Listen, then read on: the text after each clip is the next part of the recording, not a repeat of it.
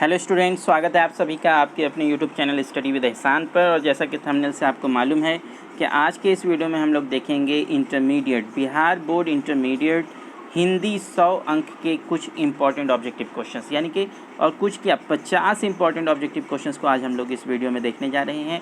बहुत ही ज़्यादा important question है। ये सारे क्वेश्चंस जो हैं आपके, मैं आपको बता दूँ, आस्क्ड क्वेश्चन है। किसी एक पार्टिकुलर ईयर में, किसी एक ईयर में ये सारे क्वेश्चंस आपके आए हुए हैं, और वो कौन से ईयर में आए हैं मैं आपको बताऊंगा इसी वीडियो में। फ़िलहाल देखते हैं कौन कौन से क्वेश्चन। और सबसे पहले मैं इसी वीडियो को आपके सामने इसलिए लेकर आया हूँ, उसके पीछे कोई पर्पस था, कोई मकसद था। वो ये था कि आप देख लें कि किस तरह के क्वेश्चंस आते हैं, पाठ्य पुस्तक से कितने क्वेश्चन आ रहे हैं, व्याकरण से कितने क्वेश्चन आ रहे हैं, और आ भी रहे हैं तो व्याकरण के किन किन टॉपिक्स को कवर किया गया है, किस टॉपिक पे ज़्यादा जोर दिया गया है। एक ओवरव्यू, एक ब्लूप्रिंट आपके माइंड में प्रिपेयर हो जाए, और उसके बाद फिर हम लोग चैप्टर वाइज ऑब्जेक्टिव और सब्जेक्टिव क्वेश्चंस को भी देखेंगे।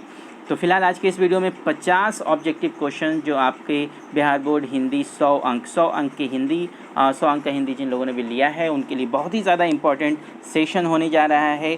50 ऑब्जेक्टिव क्वेश्चन, एक ओवरव्यू आपको मिलने वाला है कि किस तरह क्वेश्चंस आते हैं, पाठ्य पुस्तक से कैसे और व्याकरण से कैसे, और फिर व्याकरण के किस किस टॉपिक्स पे विशेष ध्यान देने की ज़रूरत है। ये सब आपको आज के इस वीडियो में मालूम होगा। तो चलिए शुरू करते हैं बिना आपका ज़्यादा वक्त लिए हुए। लेकिन उससे पहले एक छोटी सी गुजारिश है आपसे कि अगर आप चैनल पर नए हैं और चैनल को सब्सक्राइब नहीं किया है तो चैनल को सब्सक्राइब कर दें और बेल आइकन को प्रेस कर दें, ताकि इस तरह की सारी यूज़फुल वीडियोज़ आप तक पहुँचती रहे। तो स्टूडेंट देखिए, पहला क्वेश्चन जो आपका है, बाल कृष्ण भट्ट की रचना बातचीत क्या है। जी हाँ, बाल कृष्ण भट्ट की रचना जो है आपका है बातचीत, वो क्या है। 4 ऑप्शन आपके सामने हैं, आपको बताना है कि वो क्या है। एकांकी, कहानी, यात्रा संस्मरण, या फिर ललित निबंध। ये है क्या, ये आपको बताना है। तो चलिए आप बताएं, अगर आपने पढ़ रखा है तो आप गेस करें, आप बताएं। मेरे आंसर बताने से पहले आप अपना आंसर बताएं, और अगर मैं भी फिर वही आंसर बताता हूं तो आप समझ लें कि आपकी तैयारी ठीक ठाक है, और अदरवाइज़ आपको पढ़ने की ज़रूरत है। तो ये 4 ऑप्शन मैंने आपके सामने रखा है। बालकृष्ण भट्ट की रचना बातचीत क्या है, तो आपको चलिए मैं बता दूं कि ये क्या है, एक ललित निबंध है। जी हाँ, ललित निबंध। आपका सही आंसर कौन हो गया, ललित निबंध हो गया। उसके बाद फिर आपका क्वेश्चन आता है कि प्रकृति वर्णन से संबंधित कविता है। जी हाँ, आपके पाठ्यपुस्तक में प्रकृति वर्णन यानी कि नेचर को एक्सप्लेन करने वाली कविता, पोएम कौन है, वो आपको बतानी है। 4 ऑप्शन आपके सामने, गांव का घर, उषा, साकेत, या फिर हारजीत। ये आपको बताना है। 4 ऑप्शन आपके सामने, आप बताइए कौन सा ऑप्शन होगा। तो आपका करेक्ट ऑप्शन है ऑप्शन नंबर बी, उषा। जी हाँ, उषा जो एक ऐसी कविता है, एक ऐसा पोम है जो आपको नेचर को एक्सप्लेन करती है, प्रकृति का वर्णन करती है। उसके बाद फिर आपका नेक्स्ट क्वेश्चन, क्वेश्चन नंबर 3 आपके स्क्रीन पर आप देख सकते हैं। अर्धनारीश्वर का किस विधा से संबंध है। किस विधा यहाँ पे लिखा गया, किस विद्या से संबंध है, यहाँ पे आपका होना चाहिए।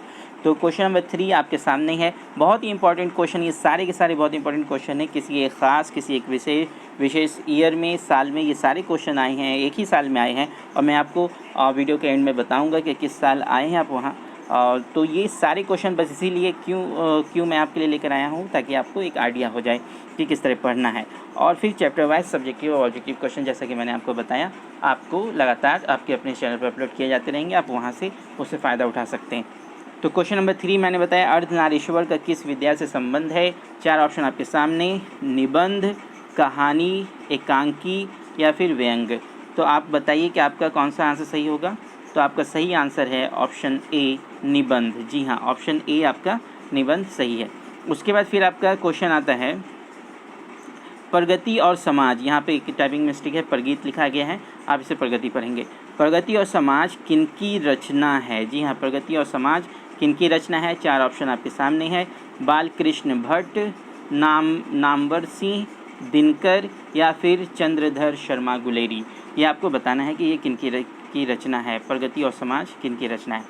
तो आपका करेक्ट ऑप्शन कौन सा हो जाएगा, ऑप्शन नंबर बी। जी हाँ, नामवर सिंह की रचना है। ये आपका प्रगति और समाज किसकी रचना है, नामवर सिंह की रचना है। वीडियो को लाइक कर दें स्टूडेंट, शेयर भी कर दें, और चैनल को सब्सक्राइब करना ना भूलें, बेल आइकन को प्रेस कर दें, ताकि सारी वीडियोज़ आप तक पहुँचती रहे।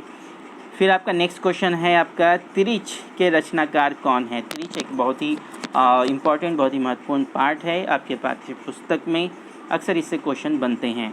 तो आप त्रिश के रचनाकार कौन है, यानी कि इसके लेखक कौन है, लिखने वाले कौन है, आपको बताना है। 4 ऑप्शन आपके सामने है, जे कृष्णमूर्ति, उदय प्रकाश, मोहन राकेश या फिर अगेई। अगेई का कहना है, अगेई का मतलब हुआ कि इनके लिखने वाले कौन है मालूम नहीं, ज्ञान नहीं है इसका। तो फिर आपका क्वेश्चन नंबर 5 आपके सामने 4 ऑप्शन मैंने रखा। आपका करेक्ट ऑप्शन होगा option number B, Uday Prakash. जी हाँ, उदय प्रकाश आपका इसका करेक्ट आंसर है। उसके बाद फिर क्वेश्चन आता है, इनमें से कौन सी रचना, जी हाँ, इनमें से कौन सी रचना ओम प्रकाश वाल्मीकि की है। जी हाँ, ओम प्रकाश वाल्मीकि की है। कौन सी रचना? 4 ऑप्शन आपके सामने है, रोज़, सिपाही की माँ, जूठन या फिर शिक्षा। ये आपको बताना है। 4 ऑप्शन आप बताइए करेक्ट ऑप्शन कौन सा है, और मेरे आंसर बताने के पहले आप बताएं, और फिर जब मैं आंसर बताऊं तो आप उससे मैच करें कि आपने कितने क्वेश्चंस का आंसर सही बताया है, और उसी हिसाब से फिर आपको मेहनत करने की ज़रूरत है, आपको एक आइडिया मिल जाएगा। तो क्वेश्चन नंबर 6 का आपका करेक्ट ऑप्शन होगा ऑप्शन नंबर सी, जूठन। जी हाँ, जूठन जो है वो ओम प्रकाश वाल्मीकि की रचना है। वीडियो को लाइक कर दें स्टूडेंट, शेयर भी कर दें। और चलिए अब क्वेश्चन नंबर 7 देखते हैं। क्वेश्चन नंबर 7 आपके सामने, हंसते हुए मेरा अकेलापन के लेखक हैं। जी हाँ, हंसते हुए मेरा अकेलापन, ये भी एक पार्ट है आपके पाठ्य पुस्तक में। तो आपको बताना है कि हंसते हुए मेरा अकेलापन जो है ये इसके लेखक कौन है। 4 ऑप्शन आपके सामने है, मोहन राकेश, मलयज, उदय प्रकाश या फिर ये भी अगेई है, आपका बताना है। तो आपका करेक्ट ऑप्शन कौन सा हो जाएगा? ऑप्शन नंबर बी, जी हाँ, Malayaj. Option number B, Malayaj. हंसते हुए मेरा अकेलापन किसकी रचना है, इसके लेखक कौन है? मलयज। उसके बाद फिर आपका नेक्स्ट क्वेश्चन आपके सामने, एक लेख और एक पत्र के रचनाकार हैं। देख रहे हैं आप कि रचनाकार कौन है, लेखक कौन है, इससे भी क्वेश्चन बहुत सारे बनते हैं। और 100 ऑब्जेक्टिव क्वेश्चन आपको आपके एग्ज़ाम में दिए जाएंगे, जिनमें किन्हीं 50 क्वेश्चन का आंसर आपको देना है। तो ये बहुत ही बड़ा ऑप्शन है और बहुत ही प्लस पॉइंट आप कह सकते हैं। आप आसानी से अगर ऑब्जेक्टिव क्वेश्चंस की वीडियोस आप लगातार देखते रहते हैं तो 50 ऑब्जेक्टिव क्वेश्चन को सही बनाना, मैं ये नहीं कहूँगा सिर्फ बनाना, सही बनाना आपके लिए बहुत बड़ी बात नहीं होगी। और अगर 50 क्वेश्चन आप सही बना लेते हैं तो 50 मार्क्स आपको मिल जाते हैं। और फिर सब्जेक्टिव का जो पोर्शन है उसमें भी आप अच्छे खासे मार्क्स ला सकते हैं, और आपका रिज़ल्ट कितना अच्छा हो जाएगा इसका अंदाज़ा आप खुद लगाइए। तो एनीवेज़ आपका क्वेश्चन नंबर 8 मैंने आपके सामने रखा। क्वेश्चन नंबर 8, एक लेख और एक पत्र के रचनाकार कौन हैं? 4 ऑप्शन आपके सामने, भगत सिंह, सुखदेव, राजगुरु और फिर चंद्रशेखर आज़ाद। तो इसका सही ऑप्शन आपका क्या है, सही आंसर क्या है? आपका सही आंसर है ऑप्शन नंबर ए, भगत सिंह। जी हाँ, एक लेख और एक पत्र के रचनाकार कौन है? भगत सिंह। उसके बाद फिर आपका नेक्स्ट क्वेश्चन है, ओ सदा नीरा के लेखक कौन हैं? देख रहे हैं आप कितना क्वेश्चन आ रहा है लेखक और रचनाकार से रिलेटेड। ओ सदा नीरा के लेखक हैं। 4 ऑप्शन आपके सामने, जगदीश चंद्र माथुर, अगेई, मलयज या फिर बालकृष्ण भट्ट। ये आपको बताना है कि आपका करेक्ट ऑप्शन कौन है। तो आपका करेक्ट ऑप्शन हो जाएगा ऑप्शन नंबर ए, जगदीश चंद्र माथुर। जगदीश चंद्र माथुर इसका करेक्ट आंसर है। फिर आपका क्वेश्चन नंबर 10 आपके सामने, जे कृष्णमूर्ति की इनमें से कौन सी रचना है? जी हाँ, जे कृष्णमूर्ति की इनमें से कौन सी रचना है? ऑप्शंस हैं आपके, रोज़, संपूर्ण क्रांति, बातचीत या फिर शिक्षा। तो आप बताइए कि आपका करेक्ट आंसर कौन है। आपका करेक्ट आंसर हो जाएगा ऑप्शन नंबर डी, शिक्षा। जी हाँ, शिक्षा किसकी रचना है? जे कृष्णमूर्ति की। उसके बाद फिर आपका क्वेश्चन नंबर 11 आता है कि कड़बक के रचयिता कौन है? कड़बक के रचयिता कौन है ये आपको बताना है। तो कड़बक के रचयिता 4 ऑप्शन आपके सामने, सूरदास, कबीरदास, जायसी या फिर तुलसीदास। आप बताएं कि आपका सही आंसर कौन सा होगा। तो आपका सही आंसर है ऑप्शन नंबर सी, जायसी। जी हाँ, ऑप्शन नंबर सी, जायसी। फिर आपका नेक्स्ट क्वेश्चन आता है क्वेश्चन नंबर 12। क्वेश्चन नंबर 12 आपका क्या कह रहा है, साहित्य लहरी किनकी रचना है? जी हाँ, साहित्य लहरी किनकी रचना है? तो 4 ऑप्शन आपके सामने, जायसी, सूरदास, कबीर या फिर तुलसीदास। तो आपका करेक्ट आंसर हो जाएगा ऑप्शन नंबर बी, सूरदास। जी हाँ, ये सूरदास की रचना है। उसके बाद फिर आपका क्वेश्चन आता है, कवितावली के रचनाकार हैं। कवितावली के रचनाकार कौन हैं? ऑप्शंस फिर आपके सामने, जायसी, तुलसीदास, कबीरदास या फिर सूरदास। तो आपका करेक्ट आंसर कौन सा हो जाएगा? Option number B, Tulsidas. जी हाँ, ऑप्शन नंबर बी आपका तुलसीदास सही है। आप आइडिया लगाएं कि किस तरह के क्वेश्चन आ रहे हैं, और जैसा कि अभी तक आप देख रहे हैं क्वेश्चन नंबर 13 तक रचना और रचनाकार से बहुत सारे क्वेश्चंस आपके बने हैं। क्वेश्चन नंबर 14 आपका आपके सामने छत्रसाल दशक के रचनाकार हैं। यस, छत्रसाल दशक के रचनाकार कौन हैं? 4 ऑप्शन आपके सामने, तुलसीदास, जायसी, भूषण या फिर नाभादास। तो करेक्ट आंसर आपका कौन सा हो जाएगा? करेक्ट आंसर है ऑप्शन नंबर सी, भूषण। जी हाँ, भूषण आपका सही आंसर है। उसके बाद फिर क्वेश्चन नंबर 5, जयशंकर प्रसाद किस वाद से संबंधित रचनाकार हैं? जी हाँ, किस वाद से संबंधित रचनाकार हैं ये जयशंकर प्रसाद, आपको बताना है। आपके ऑप्शंस हैं छायावाद, प्रगतिवाद, प्रयोगवाद या फिर नई कविता। तो आपका करेक्ट आंसर कौन सा हो जाएगा? आपका करेक्ट आंसर है ऑप्शन नंबर ए, छायावाद। जी हाँ, ऑप्शन नंबर ए, छायावाद। उसके बाद फिर आपका क्वेश्चन आता है पुत्र वियोग किसकी रचना है? किसकी रचना है? यहाँ पे आपका रचनाकार आ गया, आप इसे इरेज कर दें, टाइपिंग मिस्टेक है। पुत्र वियोग किसकी रचना है? और फिर आपके 4 ऑप्शंस आपके सामने, सुभद्रा कुमारी चौहान, रघुवीर सहाय, अगेय या फिर मुक्तिबोध। तो आपका करेक्ट ऑप्शन कौन होगा? ऑप्शन नंबर ए, सुभद्रा कुमारी चौहान। जी हाँ, सुभद्रा कुमारी चौहान आपका करेक्ट आंसर है। उसके बाद फिर क्वेश्चन नंबर 17 आपके सामने, जन जन का चेहरा एक के रचनाकार हैं। यस, जन जन का चेहरा एक के रचनाकार कौन हैं ये आपको बताना है। 4 ऑप्शन आपके सामने, ऑप्शन ए गजानन, माधव, मुक्तिबोध या फिर अगेय और रघुवीर सहाय या फिर ज्ञानेंद्रपति, ये आपको बताना है। तो आप बताएं कौन सा ऑप्शन सही है, और वीडियो को लाइक कर दें स्टूडेंट्स, और आप ये बेल आइकन को भी प्रेस कर दें ताकि सारी वीडियोस भी आप तक पहुंचती रहे। तो चलिए आपका करेक्ट ऑप्शन मैं आपको बता दूं, ऑप्शन नंबर ए। जी हाँ, गजानन, माधव, मुक्तिबोध की ही रचना है जन जन का चेहरा एक। उसके बाद फिर आपका नेक्स्ट क्वेश्चन आपके सामने, रघुवीर सहाय का जन्म स्थान कौन सा है? जी हाँ, रचनाकार से बहुत सारे क्वेश्चन आए, और फिर रचनाकार के जन्म स्थान से भी ये आपका पहला क्वेश्चन नंबर 18 बहुत ही इंपॉर्टेंट क्वेश्चन है आपके पाठ्य पुस्तक से। आप इसे ज़रूर एंड तक देखें, और न सिर्फ इस वीडियो को बल्कि इस तरह की जितनी भी वीडियोज़ आपकी अपने चैनल पर अपलोड किए जा रहे हैं उसे आप बार बार देखते रहें, ताकि आपको देखते देखते ही आसानी से सारे ऑब्जेक्टिव क्वेश्चंस याद हो जाएं, और फिर इनसे जो भी क्वेश्चंस आपके फाइनल एग्जाम में आए आप वो आसानी से देखते के साथ ही सही बना पाएँ। फिर क्वेश्चन नंबर 18 मैंने आपके सामने रखा, रघुवीर सहाय का जन्म स्थान कौन सा है? 4 ऑप्शन आपके सामने, काशी, लखनऊ, मेरठ या फिर आगरा। तो आपका करेक्ट ऑप्शन कौन है? आपका करेक्ट ऑप्शन है ऑप्शन नंबर बी, लखनऊ। जी हाँ, लखनऊ आपका करेक्ट आंसर है। उसके बाद क्वेश्चन नंबर 19 आपके सामने, प्यारे नन्हे बेटे को किसकी रचना है? जी हाँ, प्यारे नन्हे बेटे को किसकी रचना है आपको बताना है। 4 ऑप्शन आपके सामने, विनोद कुमार शुक्ल, रघुवीर सहाय, अगेय या फिर ज्ञानेंद्रपति। आप बताइए करेक्ट आंसर कौन सा है?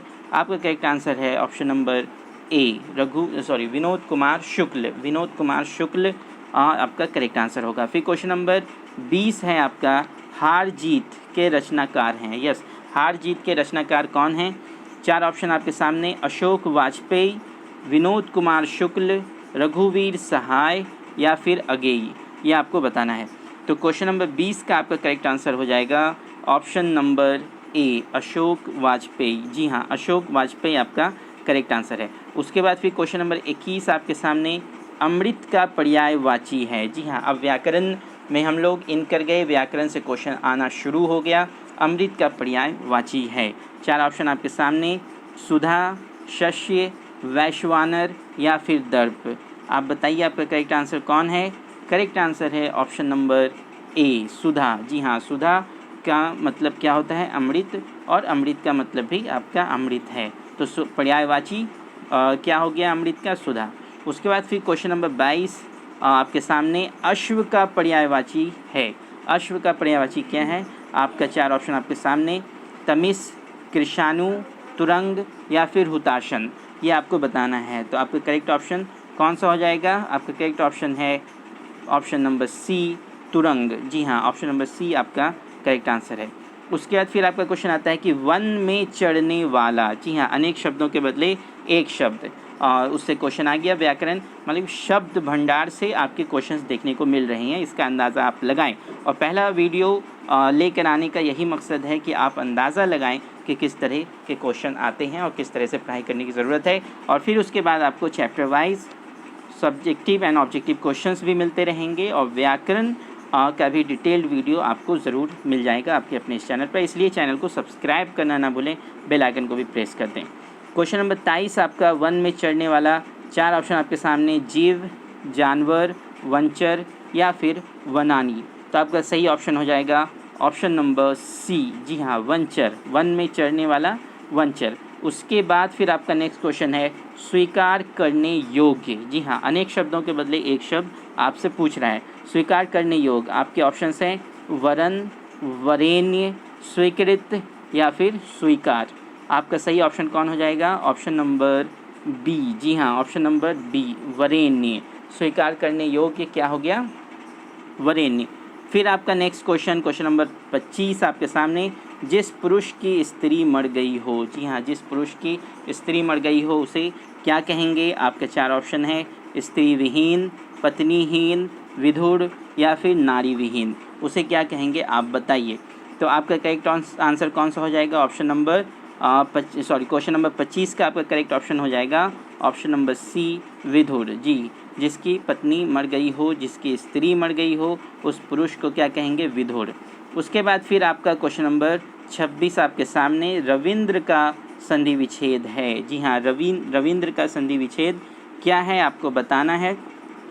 4 ऑप्शन आपके सामने, रवि प्लस इंद्र, इंद्र प्लस इंद्र, रव प्लस इंद्र या फिर रवि प्लस इंद्र।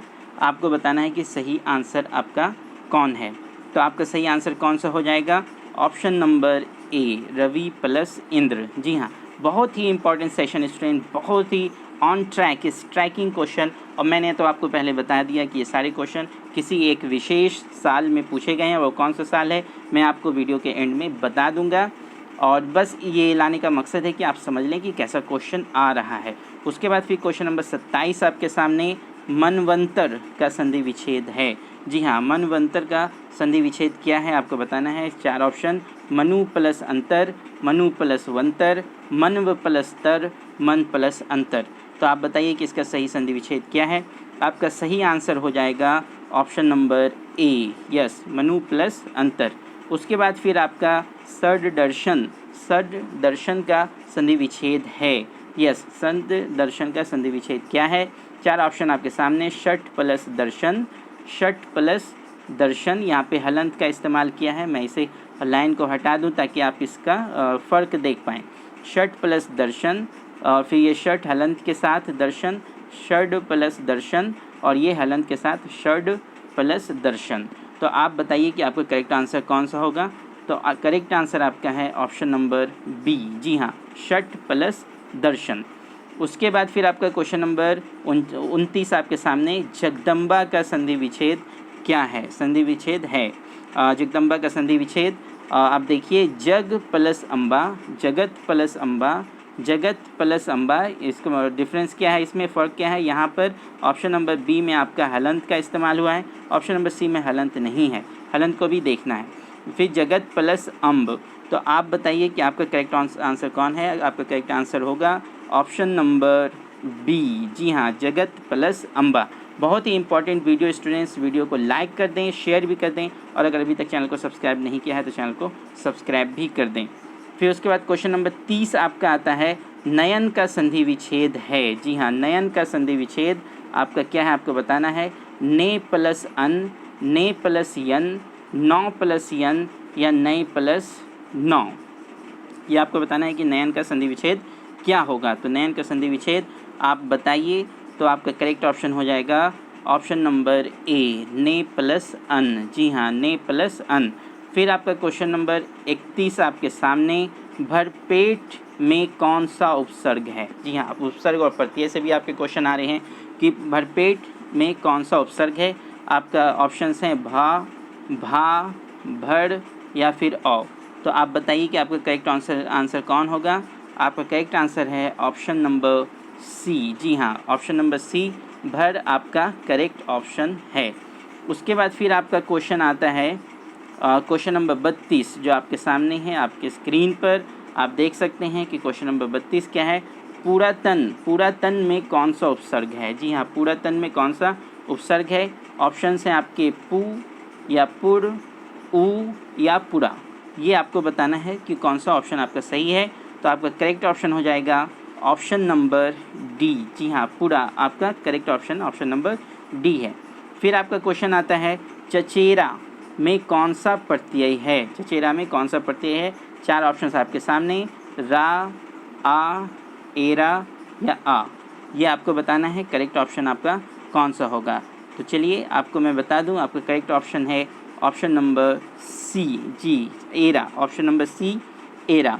उसके बाद फिर आपका क्वेश्चन नंबर 34 आपके सामने, टिकाऊ में कौन सा प्रत्यय है। टिकाऊ में कौन सा प्रत्यय आपको बताना है। 4 ऑप्शंस आपके सामने, आऊ, अऊ, ऊ या ऊ। ये आपको बताना है कि 4 ऑप्शंस में आपका सही ऑप्शन क्या होगा। तो आपका सही ऑप्शन है ऑप्शन नंबर ए, आऊ। जी हाँ, टिकाऊ में टिक प्लस आऊ, जब इसका आप विग्रह करेंगे तो आपको क्या मिलेगा, टिक प्लस आऊ। उसके बाद फिर आपका नेक्स्ट क्वेश्चन आता है आरंभ का विलोम होगा। जी हाँ, आरंभ का विलोम। तो आप देख रहे हैं कि पर्यायवाची से भी क्वेश्चन आए, उपसर्ग प्रत्यय से भी क्वेश्चन आए और अब विलोम से भी क्वेश्चन आ रहे हैं। तो इस तरह आप अंदाज़ा लगाएं। और पहला वीडियो लाने का मैं आपको बार बार बता रहा हूँ कि आखिर क्या मकसद है, क्या उद्देश्य है, ये मैं आपको पहले बता चुका हूँ। आपको एक ब्लूप्रिंट, एक खाका आपके माइंड में तैयार हो जाए। फिर तो चलिए वीडियो को कंटिन्यू करते हैं। क्वेश्चन नंबर 35 मैंने आपके सामने रखा, आरंभ का विलोम है। 4 ऑप्शंस आपके सामने, अंत, समाधान, निष्कर्ष या फिर औनिति। तो आपका सही ऑप्शन हो जाएगा ऑप्शन नंबर ए। जी हाँ, आरंभ का विलोम क्या होगा, अंत। उसके बाद फिर क्वेश्चन नंबर 36 आपके सामने, अधम का विलोम है। जी हाँ, अधम का विलोम क्या होगा। 4 ऑप्शंस आपके सामने, गरीब, प्रिय, उत्तम या फिर सुगम। ये 4 ऑप्शंस आपके सामने, आप बताइए करेक्ट आंसर कौन होगा। तो मैं आपको बता दूं कि आपका करेक्ट आंसर है ऑप्शन नंबर सी। जी हाँ, ऑप्शन नंबर सी, उत्तम। उत्तम आपका करेक्ट आंसर है। फिर क्वेश्चन नंबर 37 आपके सामने, आद्र का विपरीतार्थक है। विपरीतार्थक मतलब विपरीत अर्थ वाला विलोम।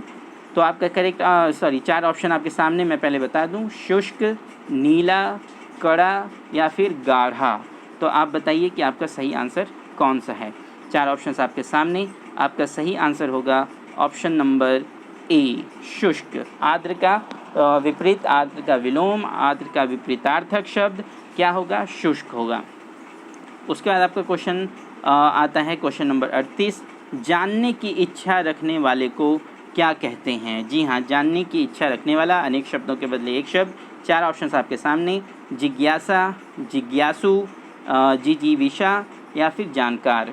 तो आपका सही आंसर कौन सा हो जाएगा, ऑप्शन नंबर बी। जी हाँ, ऑप्शन नंबर बी, जिज्ञासु आपका करेक्ट आंसर होगा।